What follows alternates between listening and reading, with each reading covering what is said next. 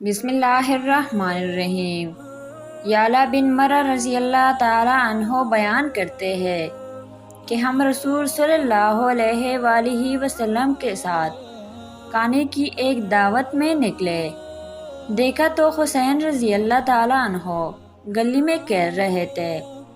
نبی کریم صلی اللہ علیہ وآلہ وسلم لوگوں سے آگے نکل گئے اور اپنے دونوں ہاتھ پھیلا لیے۔